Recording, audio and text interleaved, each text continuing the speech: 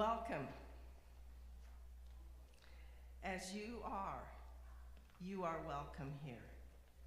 Visitor, friend, or longtime member, you are welcome here. With little children or your partner or alone, we joyfully welcome you here. You are welcome here as believer or doubter, as joiner or lover, or loner. Got one letter wrong, but lovers work. Lovers or loners. I think I'll put on my glasses.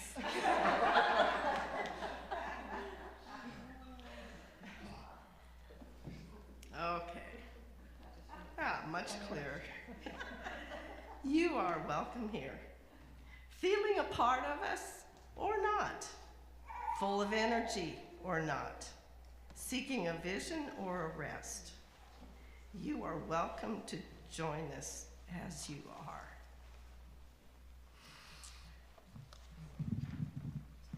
Okay. We acknowledge that we are in the Aboriginal territories of the Salish, Nez Perce, Blackfeet, and Anishinaabe people who shared the Helena Valley as hunting grounds. The indigenous story of the Helena Valley began long before the arrival of Europeans. We honor those who walked here before us. We honor the path they have shown us in caring for this place for generations to come. We strive for justice and fair relations with their descendants.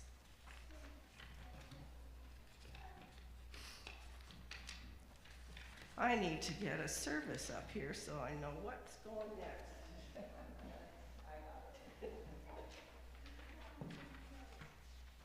Okay, so Linda's gonna light the chalice for us. As we say together, we gather this hour as people of faith, with joys and sorrows, gifts and needs. We light this beacon of hope, sign of our quest for truth and meaning, in celebration of the life we shared together. Thank you, Linda.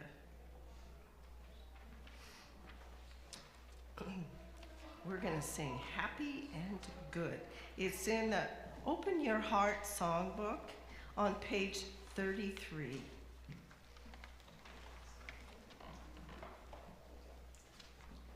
Everybody stand as you are able.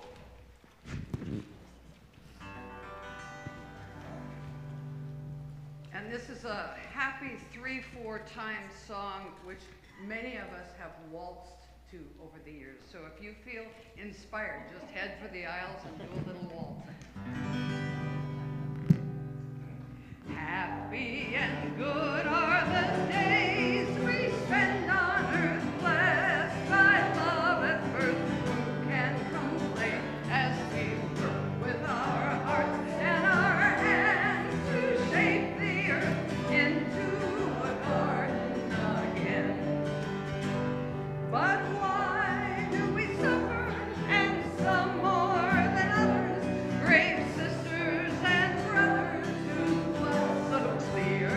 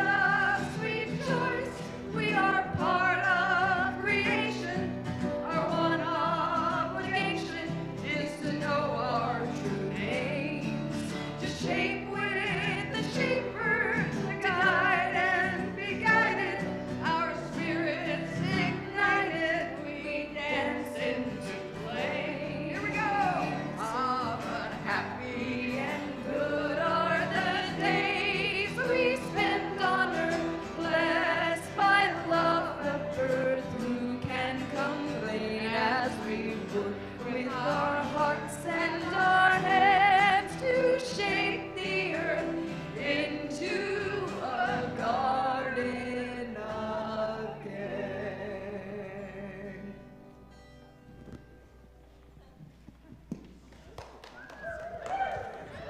Don't you love that song? That Betsy. Yes. Okay, we're going to have the offering. I asked, yes, here we go. We're going to, Agnes and Harrison, thank you.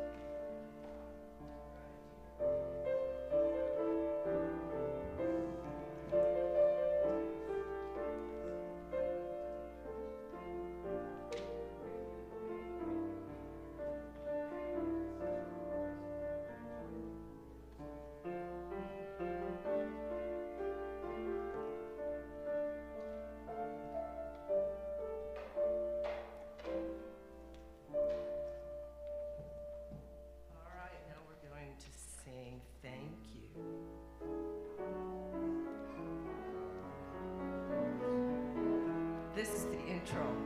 Now, here we go.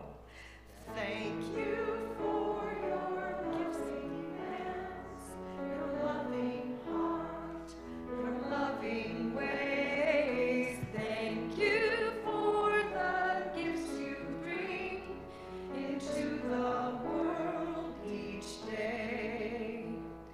And if you ever doubt yourself, remember us who love you well. We know all the gifts you bring into the world each day.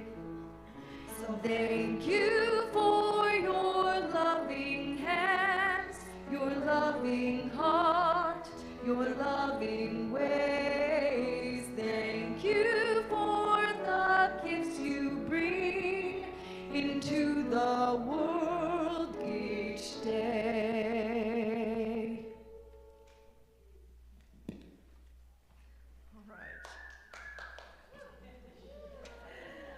All right, so story for all ages, and I need for the children to come up here. And anybody else who is young at heart. This is a wonderful story. You want them to sit on the Let's sit on the chairs.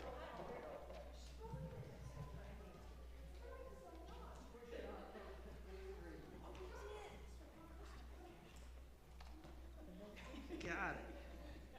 Can you hear me? All right. So I want everybody to see this picture book. Yeah. Come on over, Harrison. Yeah. And by the way, I'm going to have this, among other books, on the table in the fireside room when we're done with this service. I bought this when we were out looking at redwoods in Northern California. Luna and Me. It's by Jenny Sue Kostecki Shaw.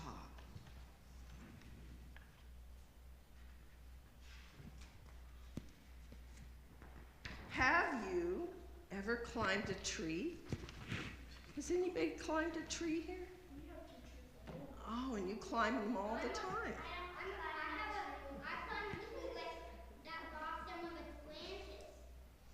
Oh, wow. My mom lets me take pictures of. That's so cool. Did you stay there all night when you climbed the tree? Once or twice, yeah, in the summer. Why not? Once there was a girl who lived in a tree for over 2 years. True story.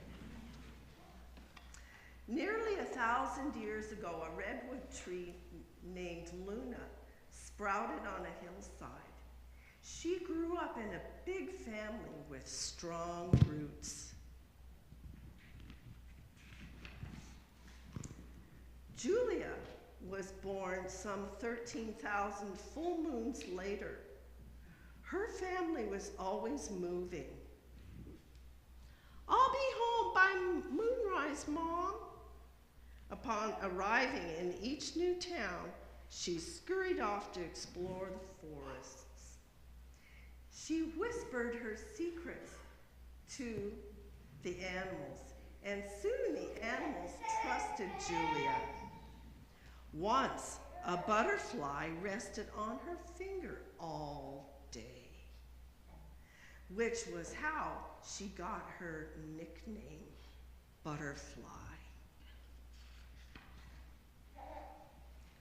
Luna, the redwood tree, held butterflies too, and wise spotted owls, friendly banana slugs, gentle turkey vultures, daring flying squirrels, shy foxes, and a menagerie of forest friends. Luna often reassured the animals, "If my arms seem full, it's not a chore. I will gladly grow more." Let's try this side. Since you're reading that direction. Thank you, Marianne. You want to hear that story? I have a whole bunch of angels helping me. So, Luna often reassured the animals, "If my arms seem full, it is not a chore. I will gladly grow more." And she always did. One day, Butterfly wandered into an ancient cathedral of redwoods. Her heart beat wildly. "Hello?" A curious butterfly called up into Luna. "Is anyone home?" Broken branches stuck out of Luna's trunk like porcupine quills, and her side was tagged with a blue X.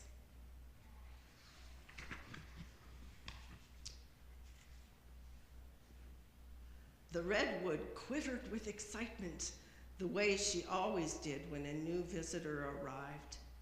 Luna thought, "Do you like to climb trees? Give me a try. Oh, please."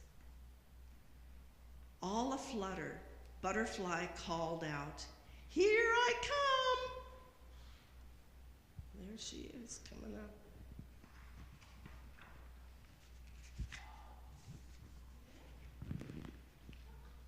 Check it out. It's the picture on the front. Yeah.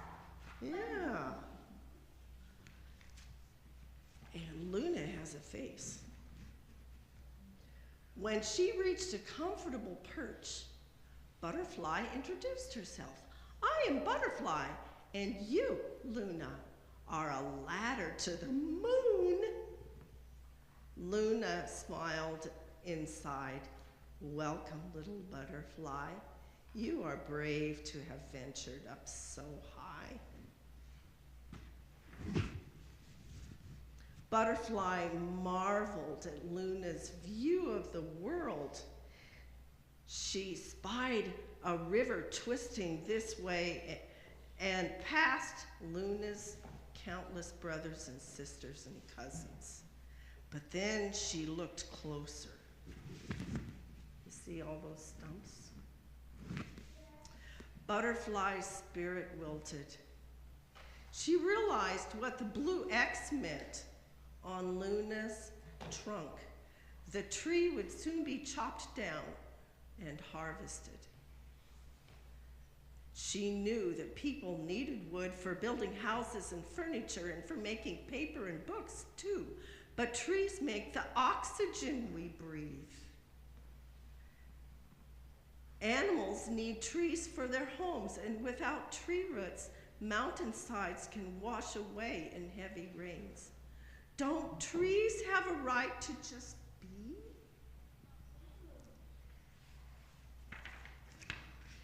Suddenly, an idea sprouted deep inside Butterfly. If I stay with Luna, no one will cut her down.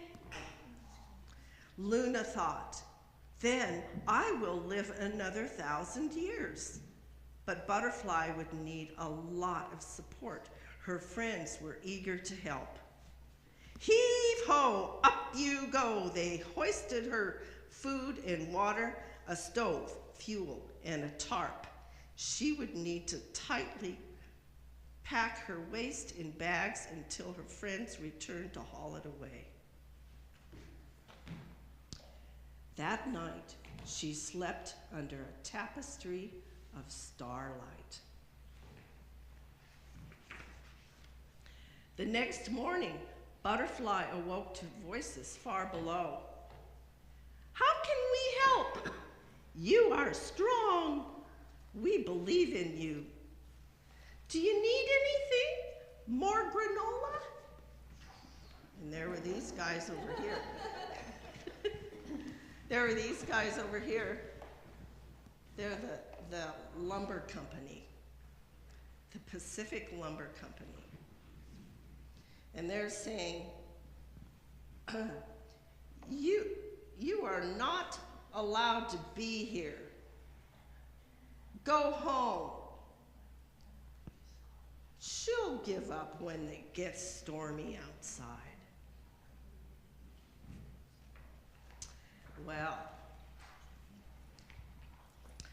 up top, Butterfly held on tight to what she believed in, Luna. But living 180 feet high in a tree wasn't easy. Her tree house was the size of a sandbox. She cooked all her food in one small pot, and there wasn't a bathroom. She had to get creative. She collected rainwater to drink and bathe in. At first, raindrops popped like popcorn on her tarp roof, lulling her to sleep. But soon, the refreshing rains grew in fierce storms. Hang tight. It may rain all day and all night, says Luna. And there she is, barely hanging on. Butterfly could barely hold on. Lightning struck all around and thunder shook her courage. I want to go home, she yelled, but the howling wind swept her voice away. Butterfly climbed inside her cocoon. There's a cocoon sleeping bag right there. And drifted to sleep. In her dream, Luna spoke to her. I'm frightened, Luna. I will hold you till the day is calm. When she awoke, she discovered the sun, her friends, and her wings. I won't leave you, Luna. That's what she said. Butterfly kicked off her shoes and spent the day turning her treehouse into a real home. That's quite a setup there. To exercise, she climbed barefoot to the very top of Luna every morning. With sticky, sappy feet, she crawled like a spider up and down Luna's trunk. She explored each branch and met all her tree friends. And still, there was more. Deep within Luna's split trunk, Butterfly discovered a magical cave. It was alive. She found ferns, huckleberry, furry green moss, tiny mushrooms, bugs, chickadees, hummingbirds, chipmunks, and even a fox.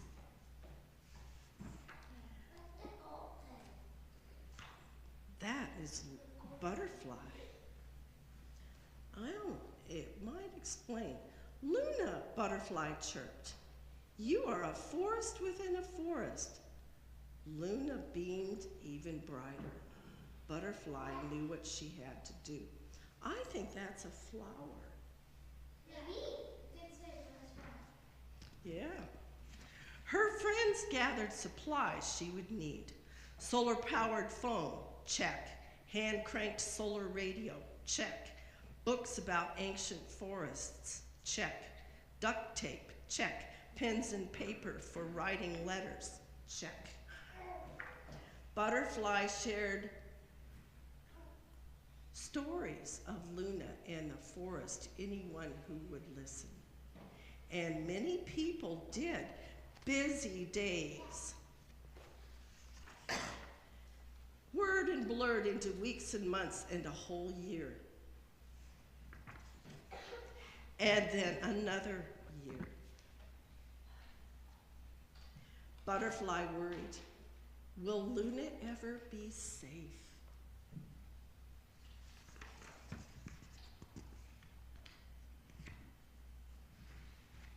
Here we go.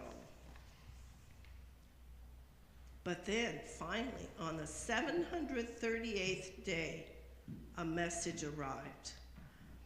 Butterfly, Luna is safe. No one will cut her down. Your friends. P.S. You can come down now.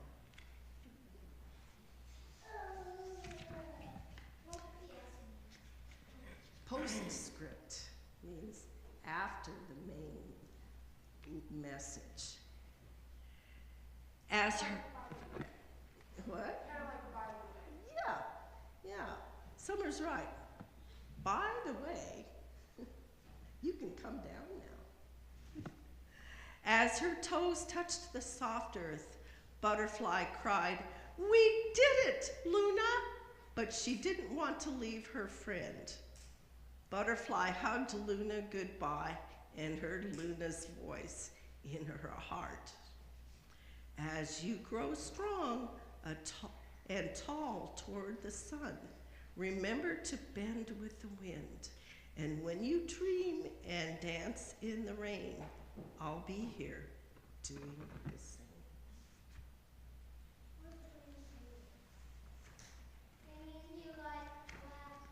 That means that the tree is going to dance in the wind too.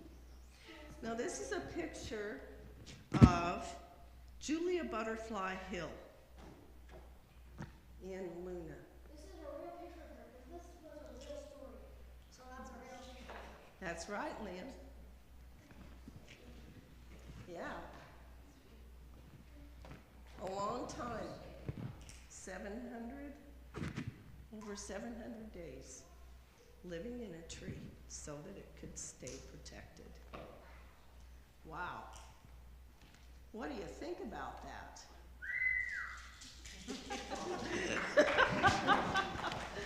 So, that's the story.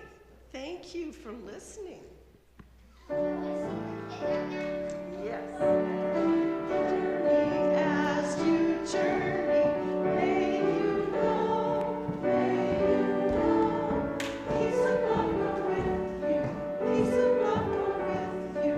Learn and grow, learn and grow. Ah, yes.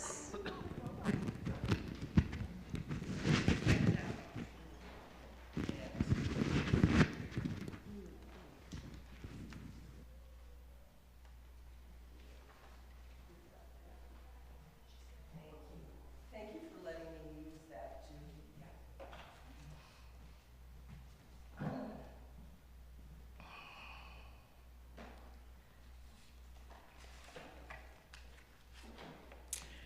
Reframing climate change.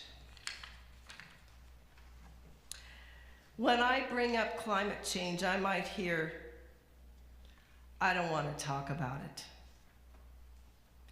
Good reasons abound.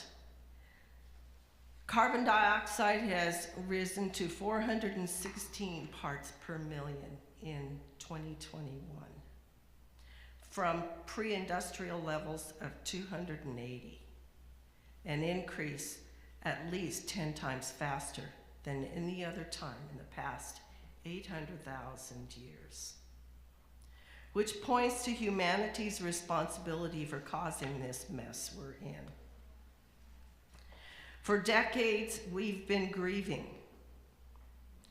We grieve actual and imminent extinction of countless plant and animal species. We know humanity could face the same fate. Stages of grieving are evident: denial, anger, bargaining, depression, acceptance. Climate change, I believe, is humanity's dark night of the soul, possibly the greatest challenge in human history on this planet. In her book, EcoMind, Changing the Way We Think to Create the World We Want, is right here. Frances Moore-Lappé discusses commonly held thought traps we perpetuate about climate change.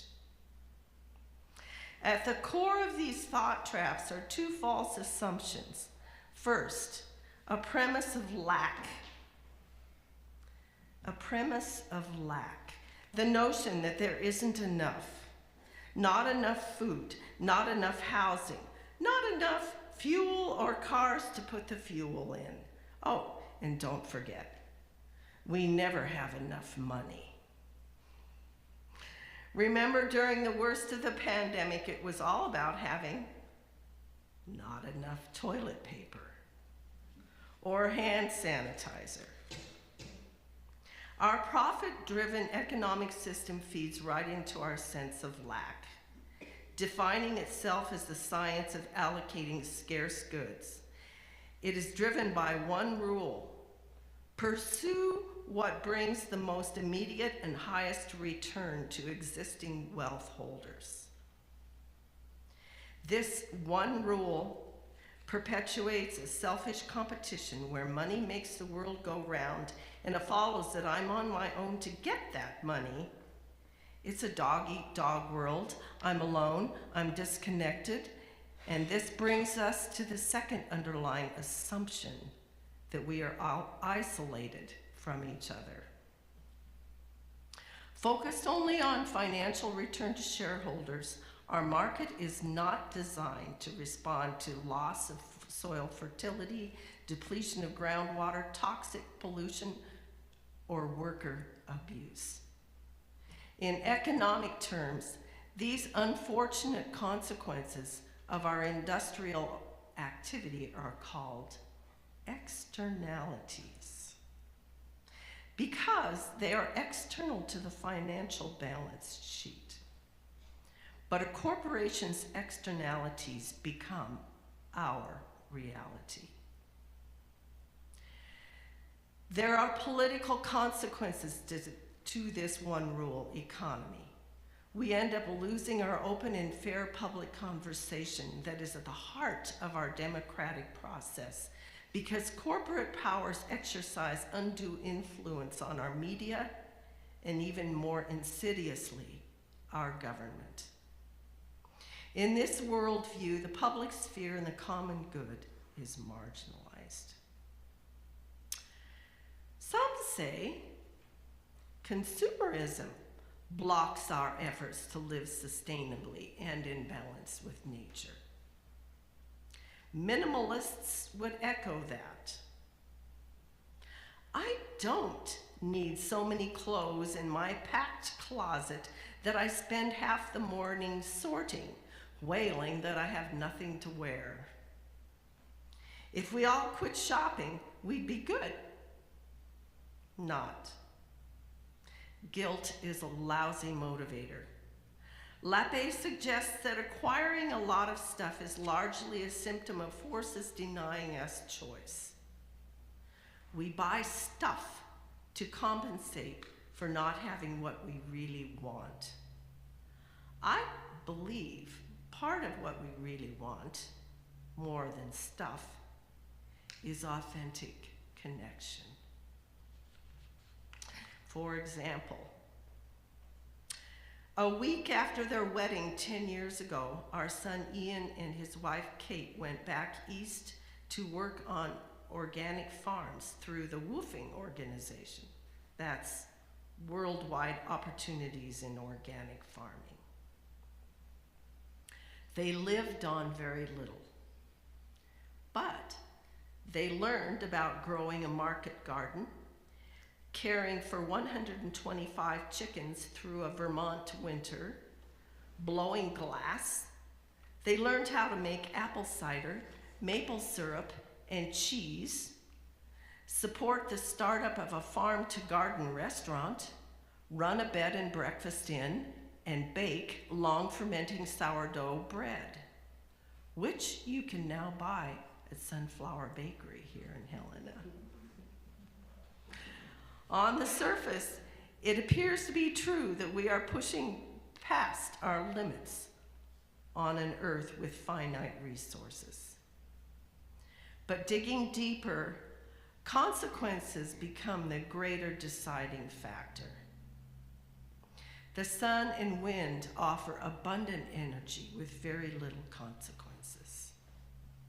On the other hand, fossil fuel extraction disrupts Earth's ecosystem, a very serious consequence. If we don't want negative consequences, we must balance with nature, align with nature. Use rangeland properly. Leave forests alone. If we deplete the grass, trees, soil, we must replenish that resource, knowing and respecting the laws of nature in our replenishing work. In short, it's not about more or less or quantities. It's about doing what brings more life. Bob Quinn, an organic farmer in northern Montana, says that when farmers fertilize with manure and legumes, they add organic matter back to the soil and at the same time stimulate billions of microbes living there. Not so with Haber-Bosch nitrogen. In fact, long-term use of chemical fertilizer actually depletes soil organic matter, decreasing microbial activity. After a few decades, you're essentially stuck with dead soil. On the other hand, you can grow nutrient-dense produce forever on organically regenerated soil, which, by the way, requires less water. Regenerated soil creates a carbon sink equal to trees. This comes from his book, Grain by Grain, co-authored by Liz Carlisle. A few years ago, Liz wrote Lentil Underground, a defining work in the world of agriculture, chronicling the quiet development of the regenerative ag network in Montana. This is an example of one of those strong threads building an indestructible fabric of good people honoring the earth in this magnificent web we weave, right under Big Ag's nose. Sunflower Bakery gets all their organic flour from Montana Flour and Grain Mill that Bob started. And the cycle is complete. My heart is full just thinking about it. This example of right actions, a tiny tip in the iceberg of all like-minded efforts out there, supports a balanced ecology and a sustainable, just economy. And I'm suspecting Most of the people in this room devote their lives to a similar form of this making of a better world, a healed world. Another thought trap that paralyzes our efforts to care for the earth is the idea that there's not enough goodness inside us, not enough intelligence, not enough patience, humility, or courage, not enough love. We actually believe this about ourselves. This premise of lack shows its ugly face again in our perceived lack of goodness. But what's true is that we, by nature, cooperate with each other. We feel empathy for each other. We expect fairness. We expect effective outcomes from our efforts. We yearn for meaning in life. We strive to be good ancestors, contributing to the greater good. We are imaginative and creative. So then, why do we mindlessly participate in a destructive social ecology that causes misery for so many? Why do we create a divisive, antagonistic, and even mean culture? History shows specific circumstances which elicit the worst in us: extreme power inequalities, secrecy, a lack of transparency, and scapegoating, which is creating the other and blaming the other for what's going wrong.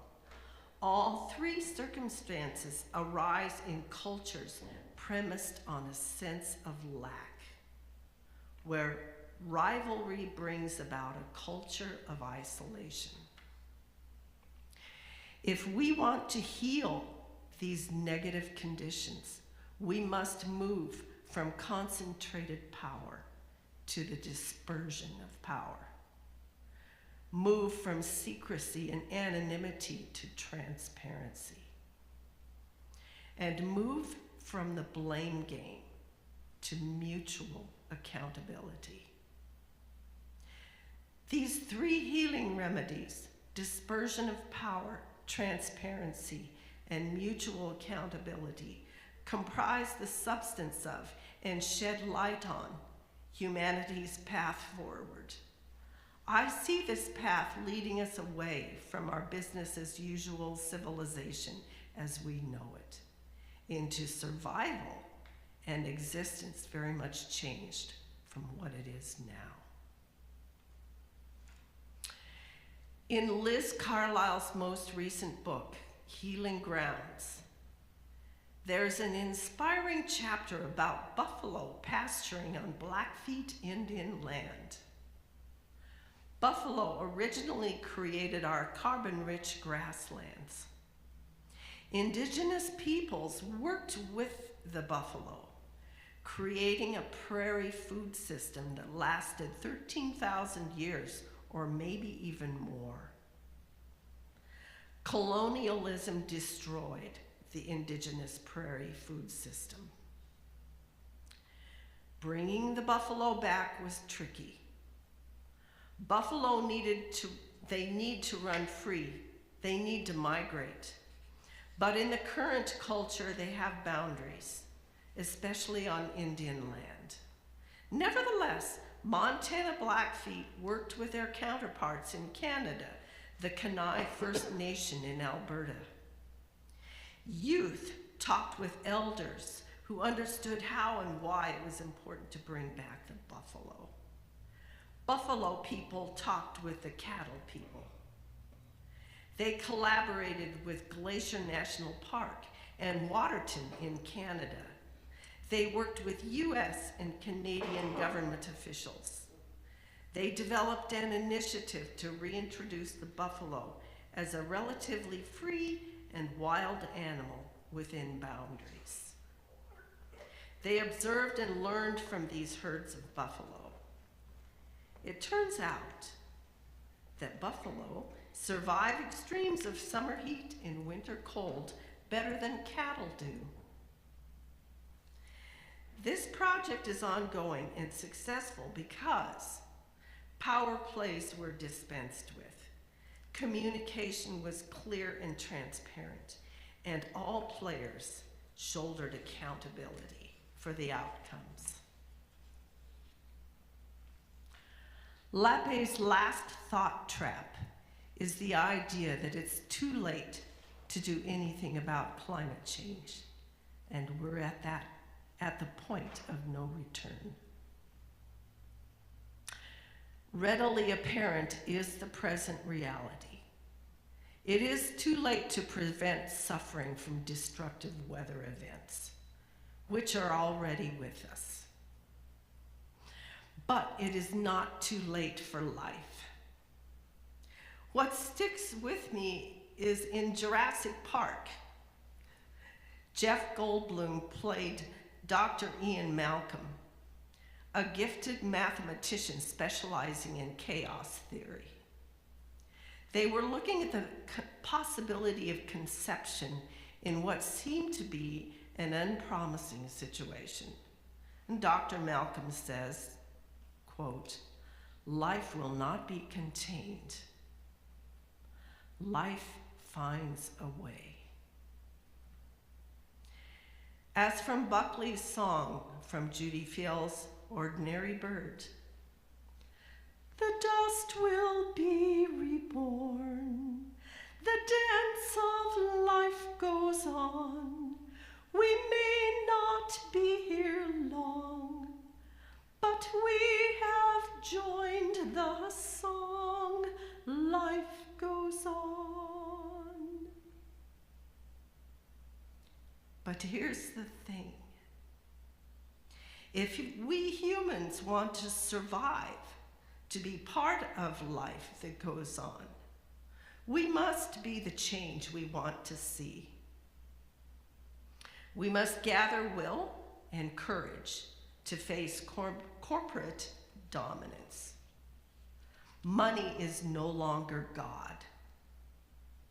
We must seek a dispersal of centralized power from those who hold too much power. Work for transparency in media. Fight for transparency within government at all levels, and take on mutual responsibility for all of it. This is a living democracy, still here among us. We still have what it takes.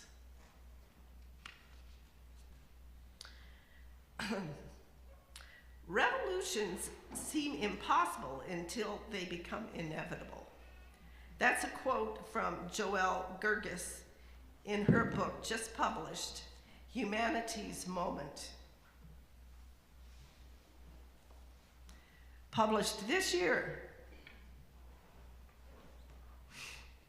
Joelle is a climate scientist who contributed to the Intergovernmental Panel on Climate Change, 6th Assessment. In her Revolution chapter, she talks about technology and resources we already have to achieve net zero emissions by 2030. She also says, it's important to remember that perfect is the enemy of good. If we start from a place of good faith and willingness to compromise and collaborate, human history tells us that anything is possible. In the book, Mistakes Were Made, but Not by Me, a mistake is equivalent to stupidity in our culture. That is why we don't like to take personal responsibility for mistakes. When harshly confronted with the gravity of their error, climate deniers, about 9% of us, I heard on public radio last week, climate deniers remain even more entrenched. They need compassion, not contempt. Compassion gives us space to begin to own our real story. At that point, we can heal scars of soul from our own poor decisions and the consequences. We like to think the earth belongs to us, but no, we belong to the earth. Living in harmony, in balance with the earth, as equal participants in the earth's ecological system is our path forward. To the extent we choose that path is the extent we will survive to be part of life that goes on. Blessed be that life.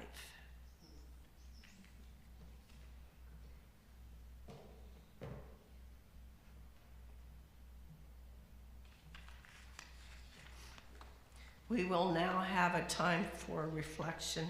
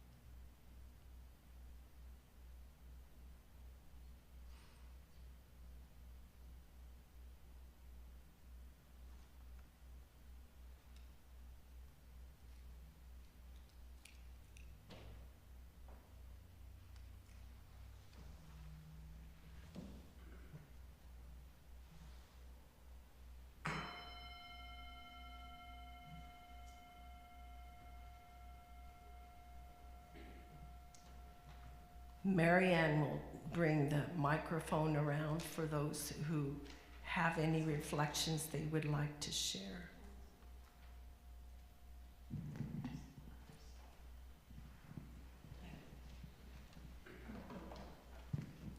Good morning, Karen, thank you.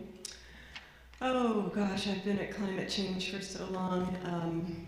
Linda Saul here, I wrote the state's 1990 greenhouse gas emissions inventory. Took a whole year to research that for Montana. In about 1993, I think I did that work. And I'm thrilled that only 9% now are climate deniers. That is a huge accomplishment. In thinking about think globally, act locally, I want to share what we're doing up in the Flathead, where I'm a member of the UU Fellowship there. We call ourselves GUF, Glacier UU Fellowship. We had some wonderful films on Earth Day, and from that we created a green team, and I am the oldest member in our green team. And there's 5 of us. And we have decided that we are going to follow the UUA protocol of greening our sanctuary, which for us is a big deal because we own our building, 5 acres of land, and we have grounds. How are we going to green the grounds maintenance? We rent out our building to a preschool Montessori. How are we going to help make sure the cleaning products? And we're going to do an energy audit. We have a bunch of big plans, and some might include solar power. There's an apartment on our building that we house someone from the Abbey Shelter and her children. So there's lots of aspects of this, and it is something life-bringing for our fellowship and for those of us working on it, and just something exciting to be positively moving forward to. Energy audit, we're hoping to go carbon neutral. So anyhow, I just wanted to share what another fellowship is up to and say hello to all you, my friends. Thanks. Thank you. So I meant to get it in the announcements and I failed. And I'll put it in next week's. June 13th, Holt versus Montana goes to trial in the Lewis and Clark County Courthouse. There will be activities locally to support the 16 kids who have sued the state for a clean and healthful environment, which they feel like the state's dropped the ball. Anybody else?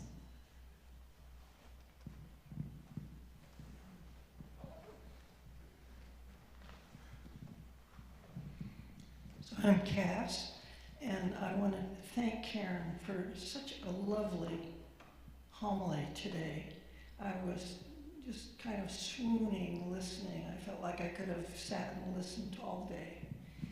And I particularly enjoy the hope at the end that there are solutions should we choose to lean in that direction. And it gives my heart hope and warmth. So thank you for sharing your message, particularly on Mother's Day, which I tend to think of as, you know, we've all got mothers. It's the beginning of life. And to hear this message of new life, if we kind of reframe our thoughts about life on earth, brings me a lot of hope. Thank you.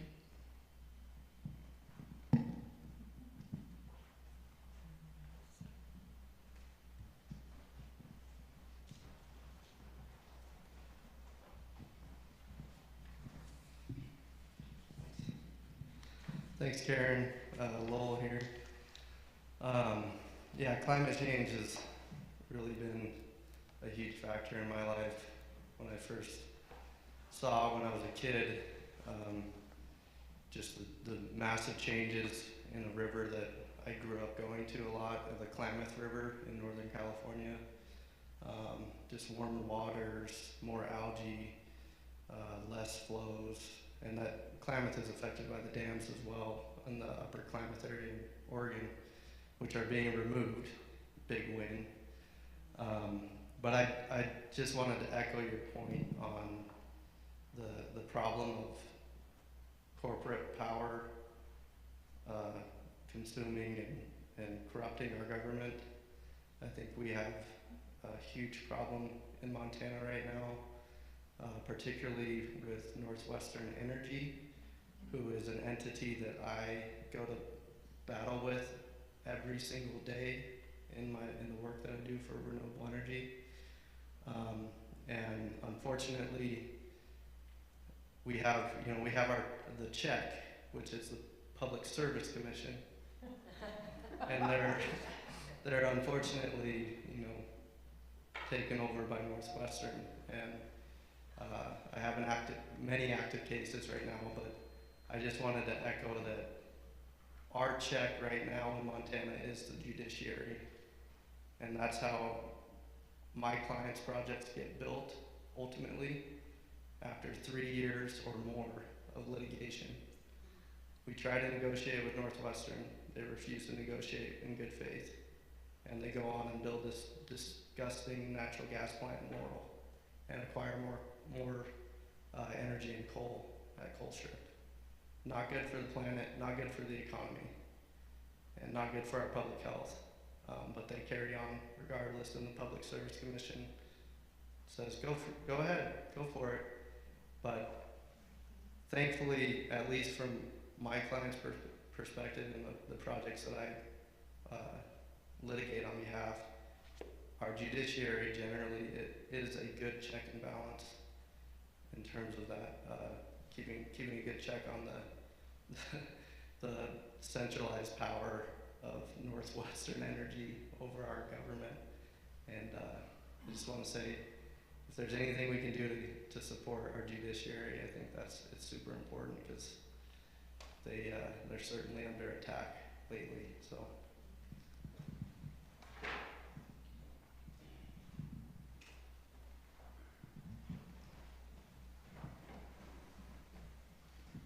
Probably should cut it off about here. We're running a little late. You're the best in the West. Obviously, legislative session is over, but all of the activities that related to the process are not over. So if any of you really care, you can still contact the governor, you can still contact your legislators, and you can demand certain things and keep all of that stuff in the light. Senate Bill 442, which was a bipartisan bill that got mucked up and all of that trickery that was ever going on. Anyway, you can still do it. It doesn't stop because it's over. And remember the attack on judicial by our legislature and our executive branch. We just barely snuck by without having all of our judges appointed by those folks. So we gotta have balance of power. Gotta have the three balances. So really pay attention these next 2 years. It's kind of do or die time, guys. At least I think.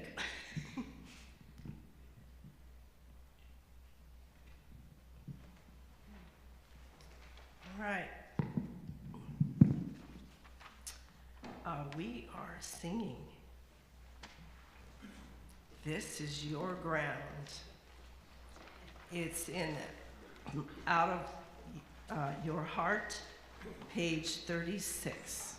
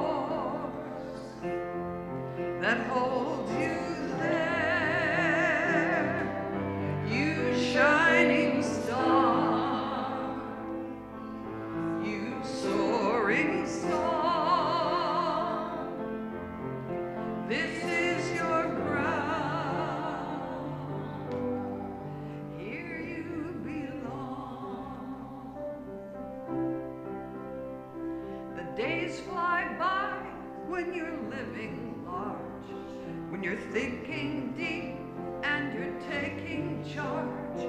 No matter how high you leap and spin, the planet reels you in. Lie on the grass and breathe the air. Feel the that holds you there, you shining star, you soaring song. This is your ground, here you belong.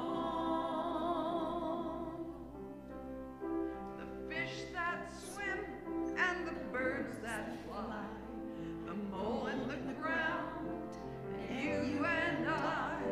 The law of gravity holds the dove, but we could call it love. Lie on the grass and breathe the air. Feel the force that holds you there, you shining star, you soaring song. This is your ground, here you belong.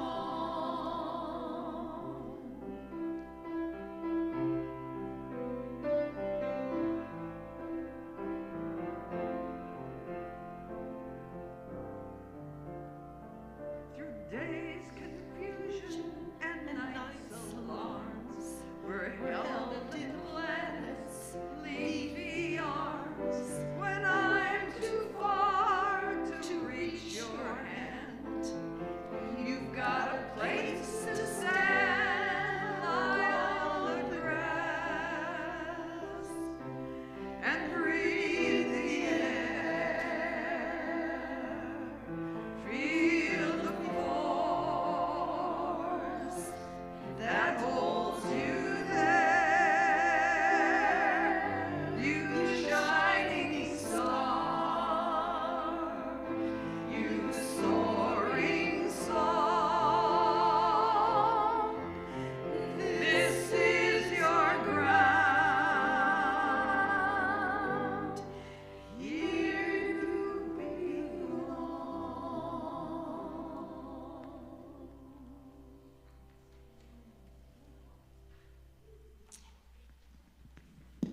Thank you.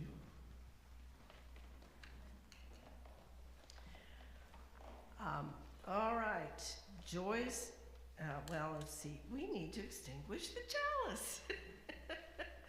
Thank you, Linda. I get ahead of myself here. We extinguish this flame, but not the light of truth, the warmth of community, or the fire of commitment. These we carry in our hearts until we are together again. Okay, any announcements? So I sent out a lengthy email a day or two ago announcing the plans for our picnic on the summer solstice, June 21st. Announcing the picnic for our summer solstice on June 21st, which is a party and celebration of life that we are giving to the clients of God's Love Homeless Shelter. Now, I don't know about you, but I don't know too many occasions where the homeless get a picnic and fun delivered to their doorstep. So personally, I'm very excited about this event. And so I wanted to mention it now to kind of get your minds wrapped around that it's coming, and it'll be labor intensive. We'll need a lot of food. We'll need a lot of actual people at the park on that day, setting up and serving and also interacting, because I thought a lot of us don't have many opportunities to meet people in this subgroup of our society. And I'm really hoping that the families and kids come to really lighten up things. And I love it when our kids go nuts and run around and laugh and chase each other. And I'm hoping that that comes to this event. So mark your calendars.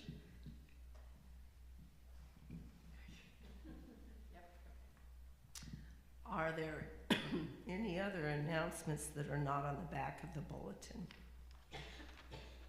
Or in the email. Okay. Joys and concerns.